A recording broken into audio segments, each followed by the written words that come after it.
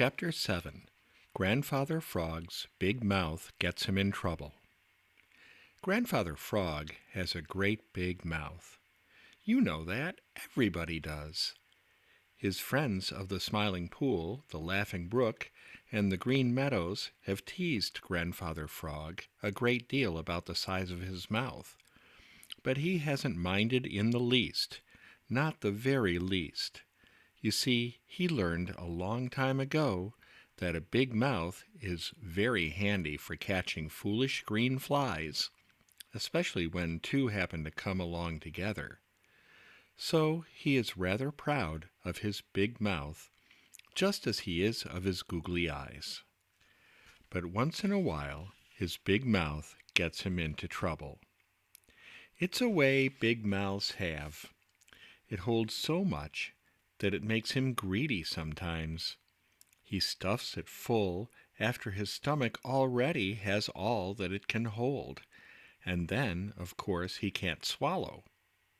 Then Grandfather Frog looks very foolish and silly and undignified, and everybody calls him a greedy fellow who is old enough to know better and who ought to be ashamed of himself.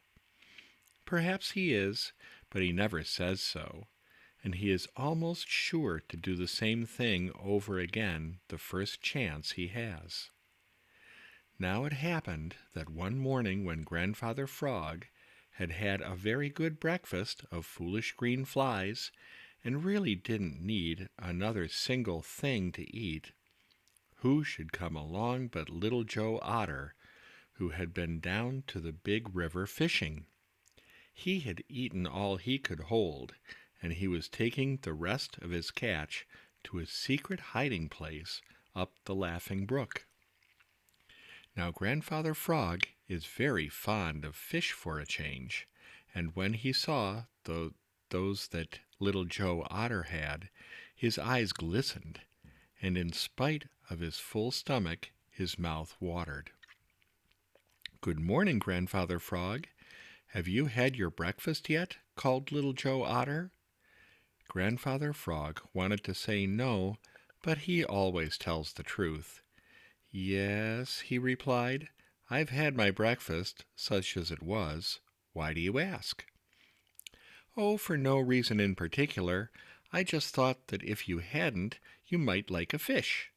But as long as you have breakfasted, of course you don't want one," said Little Joe, his bright eyes beginning to twinkle.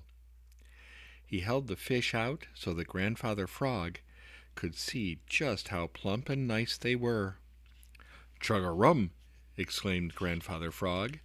"Those certainly are very nice fish indeed.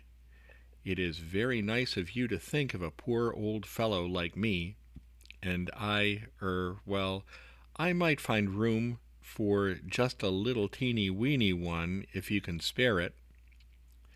Little Joe Otter knows all about Grandfather Frog's greediness. He looked at Grandfather Frog's white and yellow waistcoat and saw how it was already stuffed full to bursting. The twinkle in his eyes grew more mischievous than ever as he said, "Of course I can, but I wouldn't think of giving such an old friend a teeny-weeny one." With that, Little Joe picked out the biggest fish he had and tossed it over to Grandfather Frog. It landed close by his nose with a great splash, and it was almost half as big as Grandfather Frog himself. It was plump and looked so tempting that Grandfather Frog forgot all about his full stomach. He even forgot to be polite and thank Little Joe Otter. He just opened his great mouth and seized the fish. Yes, sir, that is just what he did.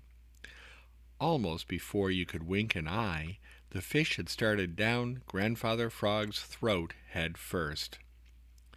Now you know Grandfather Frog has no teeth, so he cannot bite things in two. He has to swallow them whole. That is just what he started to do with the fish. It went all right until the head reached the stomach.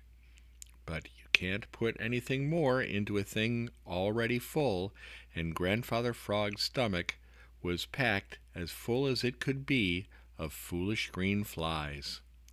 There the fish stuck, and gulp and swallow as hard as he could, Grandfather Frog couldn't make that fish go a bit farther.